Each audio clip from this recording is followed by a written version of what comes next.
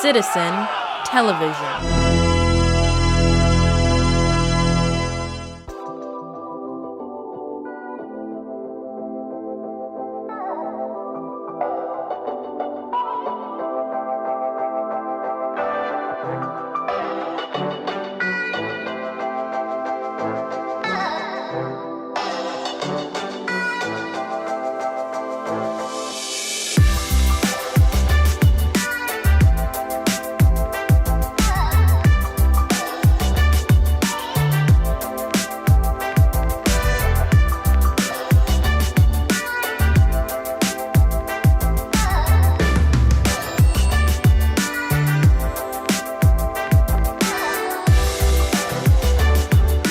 And welcome to another episode of the Planetary Persuader. I am KozMcKev, your host, and this one is for this coming weekend, right? This is May 14th, 2021. That's it. Now, looking at the sky today, I would find the moon in the constellation of either Taurus or Gemini. We'll just say it's gone to the Gemini side by now. And the lunar mansion that the moon is in is known as Mrigashira. Now, Mrigashira has a very interesting story because it's somewhat incestual, and ironically, of course, Donald Trump's sun sign is there. But it's about Brahma creating his daughter, thinking she's so beautiful he lusted after her. The daughter fled. And Brahma's like, hey, you can't get away that easy. So the daughter turned herself into a doe, a deer, a female deer, and ran away to a drop of golden sun. I don't know. But anyhow, the father, Brahma, turned himself into a stag to pursue the deer. And Shiva said, no, nothing doing, dude. You're not getting together with your daughter. Cut the deer's head off. And so the deer's head in the sky is known as Mrigashira. And so supposedly, sometimes when you look at the moon, it could look like a deer's head, or it could look like a rabbit's head. And the other thing is that the ruling deity of Mrigashira is Soma. And Soma is the nectar of the moon that gives you bliss. So like if you're really doing your mantras or just in a really nice, looking at your third eye, meditative space, sometimes this kind of nectar seems to kind of drop like into your mouth or almost into your heart. And you're just like, whoa, I'm sort of like happy now. And it's like blissful. And Mrigashira is ruled by the planet Mars. It's half in Taurus, half in Gemini. And this is, of course, the sidereal zodiac, what we're looking at in the sky. Not the tropical one that everybody knows, oh, I'm a Gemini, it's not that one. It's the one that the East Indian Vedic astrologers use. And Mrigashira is, has the elements of Venus from Taurus and the elements of Mercury. So Mercury gives us curiosity. We want to learn more. We want to know about things. And Venus is like, oh, I want sensual pleasures. I have desire. And so Mrigashira, being ruled by Mars, is like, well, I'll take a risk and see what happens if I do this. And, you might lose your head. It's not worth losing your head over. Brahma, not worth losing your head over. But that is the story of Mrigashira. So in the Western Zodiac, we'd say we've got a moon in Gemini tonight, 6:30 p.m. Pacific Daylight Time. Moon goes into Cancer, in the not the constellation of Cancer, but the tropical zodiac version of that. And let's see, what else can we say about what's going on today? Well, for Friday the 14th, we've got. We start out this morning with Neptune squaring the moon at 3:51. We have the moon trining Jupiter this evening at 6:45. That's actually a really nice aspect. So as the moon goes into Cancer, oh yeah, and that's the other thing. In the tropical zodiac today, is it today? Or was it yesterday? Yesterday afternoon, Jupiter went into Pisces. So Jupiter in a Jupiter-ruled sign. I mean, that means that we're getting more pleasure, we're getting more play, we're getting more action. Everything is okay. And so that's the good news. Mars is in Cancer. That's not such good news. Although Mars and Jupiter are retrining each other And so this could be a really good time to start swimming, get yourself in physical shape, also doing yoga, having a good meditation practice. All of this, there's more motivation, more support to do this, and yada, yada, yada. We're going to go into the horoscopes now, starting with you, Aries. So, greetings, Aries. Welcome to your horoscope. And what can we say about this? Let's flip this thing around. Okay.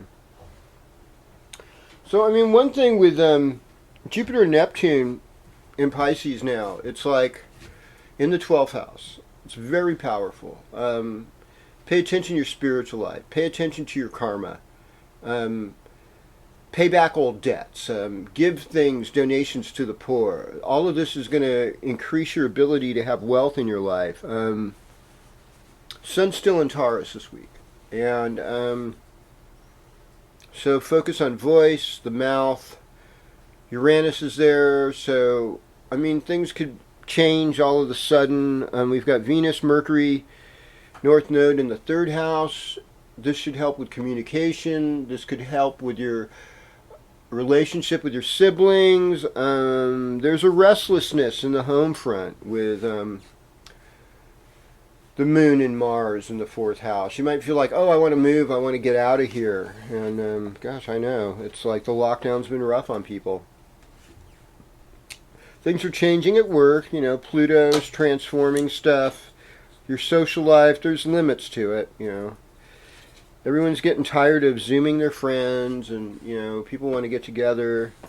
And the other thing is that it's all about you, sort of, like your relationships to others. It's sort of a wide open field, and it probably could use some attention to balance things out. All right. Well, greetings, Taurus, and welcome to your horoscope. So, in the world of Taurus, what do we have here? Oh, yes. In the world of Sly Stallone, he's not a Taurus. Or a Taurus, I don't know. What's the difference between a Taurus and a Taurus? I don't know. Taurus likes to stay home. Tourists are going places. Oh, yeah. Well, anyhow. For you, I mean, Sun's in your sign, so it's a very good place to be. And the Sun just moved into sidereal Taurus as well this week. So it's like both tropical zodiac and sidereal zodiac are celebrating Sun in Taurus. We're moving to a place where, like, what makes us satisfied. And we want to kind of be lazier. We want to relax. We want to move slower. Mars in the 3rd house, though, for you. You want to take some risks. You do want to travel. You do want to get over everything. You kind of would like some more spiritual knowledge with Pluto in the 9th house. And yeah, and generally speaking, you know, it's a good time for songwriting, poetry, spoken word. You can work it. You can make it all happen for you. I have faith in you. And yeah, that's about it on that. Let's even it out and go into land of Gemini. Okay, so greetings, Gemini. Welcome to your horoscope. Well, North Node. You know, North Node or Rahu has the desire that has no bottom. So you've got a desire that has no bottom. How do we work with that? And what else is going on? Well, the 2 planets that have the most desire, Mercury, which symbolizes in a lot of ways wealth and the yearning for education. You know, Mercury is technology. It's things people. Venus, it's about creativity and wanting to have love affairs. And so, what are you doing with your creative mojo? You know, and when you're not having the creative mojo, well, you want to have the procreative mojo. And so, but the thing is that you never get enough technology, you never have enough love, you never have enough creativity, you never have enough information. So these 2 Raja planets, Mercury and Venus, they're not really satisfying that much. I mean, the one thing is I'd say is that since Mercury is in tropical Gemini, communication is getting better. You like that. There's a little more emphasis on career opportunities for you because of Jupiter being in Pisces along with Neptune, and it's like you might get that job. You know, you could do an effort, work on your resume, get yourself out there. This is a time for you to excel and to do better. So check that out. And then there's karma. I mean, this is the last week where you kind of have to lay low, Gemini, because you could easily be part of your own undoing. And you know, you don't want to be part of your own undoing because so much of us needs to do things right now. And as far, yeah, I think that's enough said in that direction. We are heading straight over into the wonderful land of Cancer. Not as far as a disease. That's awful. That's not a fun thing. Okay. So, greetings, Cancer, and welcome to your horoscope. Well, I mean, you have more courage than usual because of Mars. You have more energy than usual because of Mars. And then with Jupiter in Pisces in your ninth house trining Mars, it's like, I want to go on a vacation. I want to go somewhere. I want to explore things. I am so sick of this lockdown. I am going to go.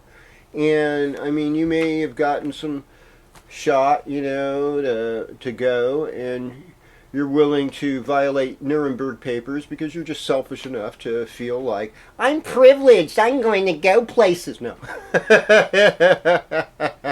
Remember, there's 2 more lines beyond that. You got to, you know. They're not done with you. They got a customer.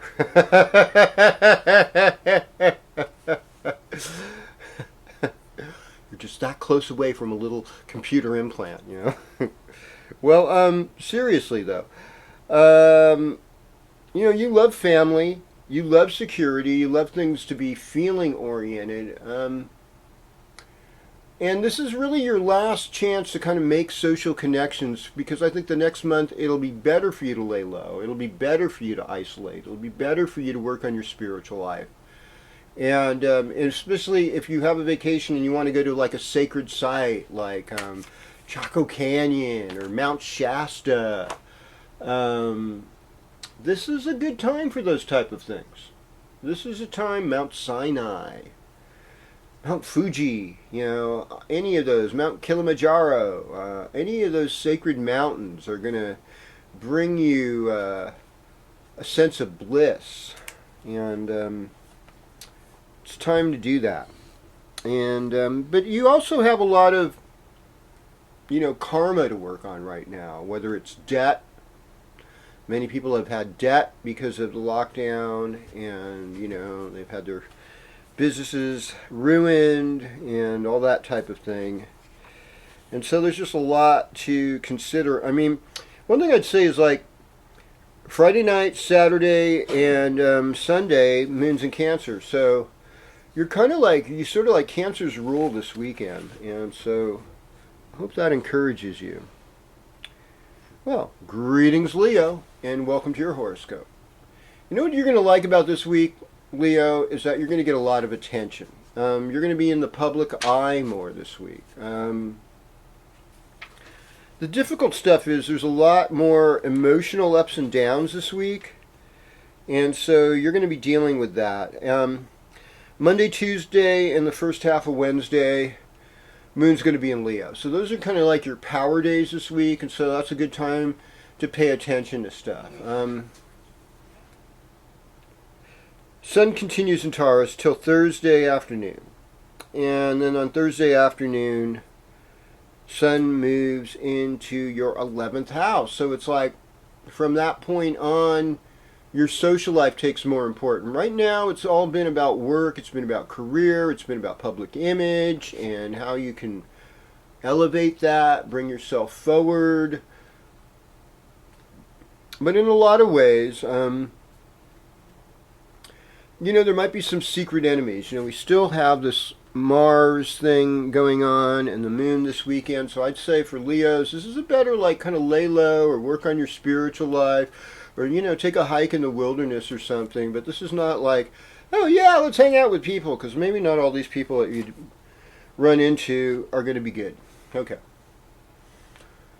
All right. So what are we going to do next here? I think we're going to go in the land of Virgo. Yes, we are. I always like to say this, my little Virgo. Okay, so greetings, Virgo. Welcome to your horoscope. I mean, Virgo, there's a better chance, I think for female Virgos especially, of getting in a relationship. Because Jupiter is sometimes believed to be the sign of the husband, or the planet, rather, of the husband. And Jupiter also can be teachers, it can be your father. Yeah, we already heard the Mrigashira story, don't go there.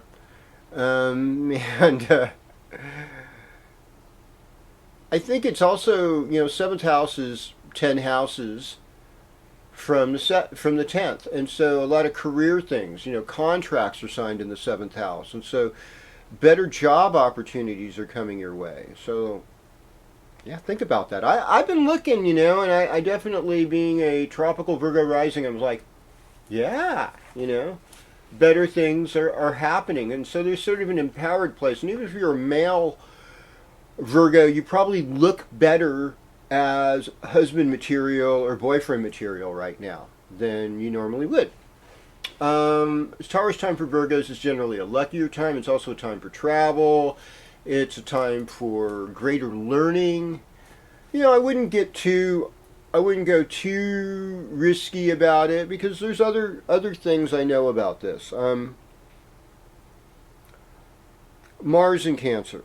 That is the 11th house. So I think right action could lead to money. If like, I have friends that want me to do some physical work, they're going to pay me some money for it, and so it's Mars work. Mars work, is, weed whipping, lifting boxes, I guess being a cop or a soldier would be the most mundane, but anything dealing with agriculture too has to do with Mars. So that's another place where you could look as far as making money for yourself. Now, midheaven for Virgos generally Gemini. We're moving into that sign this week. There's another affirmation, more work coming your way. Oh, you want to talk about Mercury? Mercury's there, Venus is there. That means you're looking good, you're looking intelligent. What more can you ask? It's good news for Virgo this week. Okay. All right, so Libra, welcome to your horoscope. Well, it's Taurus, It's that other Venus-ruled sign that's not quite as motivated, And so you don't want to lose your motivation. And it's an easy thing to do, at this point. The other thing is that Taurus time has been about some sudden changes and things that deal with karma. And so you want to just like go, hey, deal with the karma. And make it right. It's also other people's money, other people's property. And now that Jupiter's in Pisces, it's like uncles and aunts and small pets and service work and doing spiritual service, helping somebody for spiritual reasons could help. But it's also like, if you don't do the right thing, health issues that you thought were okay could end up getting exaggerated. And so you want things to be better. Anyhow. And, the sun's going to move into your 9th house later this week, so that'll bring opportunities for travel, and things won't be as heavy anymore. Things should lighten up for Libra. All right. All right. Greetings, Scorpio. And welcome to your horoscope. So what can we say for Scorpio right now? Well, we've got Mars in the 9th house. Is that right? Correct me if I'm wrong. Yeah, Mars is in the 9th house now. So you're ready for a travel adventure. You're ready to go somewhere. Sun's in the 7th house, so that's love. I mean, Venus and Mercury are in the 8th house, so this enhances your interest in the occult and in astrology and in any one of the mantic arts, the tarot, numerology, other religions, rituals of magic.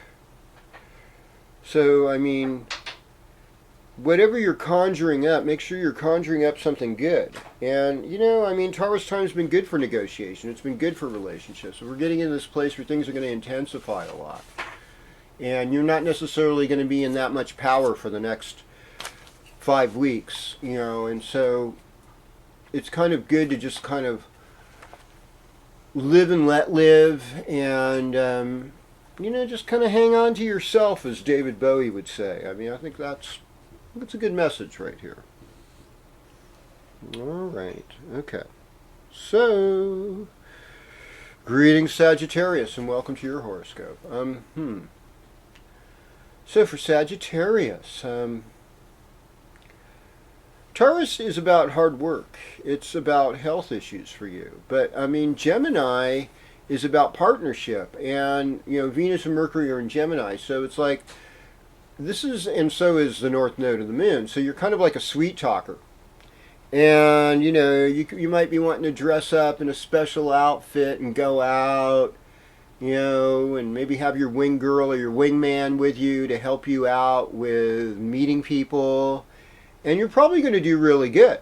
You're naturally a charmer. So there's all these charm situations happening. Now that Jupiter's moving into another Jupiter-ruled sign, in Pisces, in your 4th house, it's like, one of the things that makes us most attractive is inner happiness, and like when you do meditation, when you practice self-compassion, it's easier to extend that compassion on others.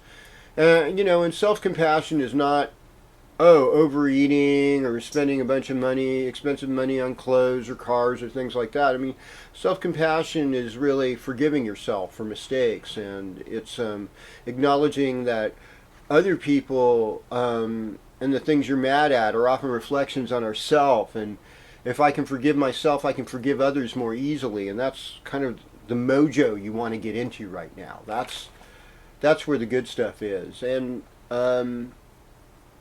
Mars in the 8th house, you're impatient for something, but other people have some of that power right now. So it's just kind of a good point to just sort of take it easy and do, small works of good karma. That's what's going to motivate you. That's what's really going to get you further along on this wonderful ride we're on. Okay. Well. And greetings, Capricorn. And welcome to your horoscope. So, in the wonderful world of Capricorn, let's start with Saturn. Saturn's in the 2nd house. So, 2nd house deals with family, money, values, personal values. So it's like you really want to show that you're committed to doing the right thing. And so you might be looking at money a lot and investments, and I've got some people in my life that they like to play the stock market and they like to look at investments, and they've made some good investments, but then the investments, if they held on to them, would have done better, and they're like kicking themselves, why didn't I buy the Bitcoin, or whatever it is, so there's all that. And it's like, real wealth is being happy with what you have. Let's start right there. Be happy, be content with what you've got. Contentment is like the keyness. It's the key thing of Taurus. It's like, hey, I'm happy with this. This worked out good, and generally most of my Taurus friends are like that. They're really satisfied people. Oh, I'm grateful for this. This is what's working out for me, and that, and that's the kind of thing you want. Don't pick teams. I really think that this is one of the problems I see. I see this a lot in my friends who identify as Democrats or my friends who identify as Republicans. It's like, you've got friends on both teams? Well, you're just a hypocrite. Calm down. You know what I am? I'm a good person. And I don't want to judge people by affiliations or teams. I want to see who you are. because I know there's evil on both camps. There are no winners or losers. Everyone's a loser when they identify with a team, because you're not allowing yourself to have compassion for the other side. And generally, you're going to find yourself in all kinds of problems. Just do the best you can. Don't be judgmental about anybody or anything.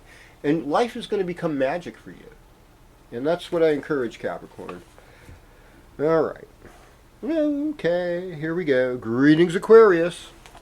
Welcome to your horoscope. You know what I like about you, Aquarius? Is that you appreciate diversity. And I don't mean just like the narrative of diversity. Oh, look how many ethnicities and gender types we have here on our team. You know, that is a kind of diversity, but it's really not complete. It's not a complete picture, because every one of those people, when you identify gender, you're identifying a team. When you're identifying ethnicity, you're kind of like identifying a team. People are people.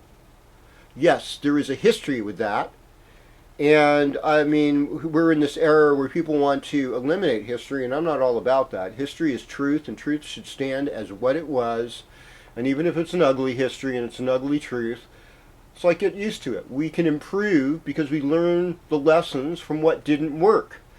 As soon as you eradicate the memory of what didn't work, you're likely to do it again. That's just an opinion, but I kind of think that's true. I mean, good old Gore Vidal would call us the United States of amnesia. They just keep doing it over and over and over again. And I think in a lot of ways we have to look at today's narrative in some ways similar to what happened to the People's Republic of China during the Cultural Revolution. It's people with experience, because they were too bourgeois or too wealthy or too traditional or too whatever, are completely discarded. And they might have had things of great value. And in the process, we curtail our progress because we're not being inclusive. So, people love diversity because it's really, they want inclusiveness. And inclusiveness means everybody. Even the Republicans you hate, or the Democrats that are way too liberal, are going to spend your money and ruin us and take us down the path of socialism, and suddenly we'll be North Korea. I mean, that's, these are the kind of scenarios I hear from people, everywhere. And it's like, oh my God, they're...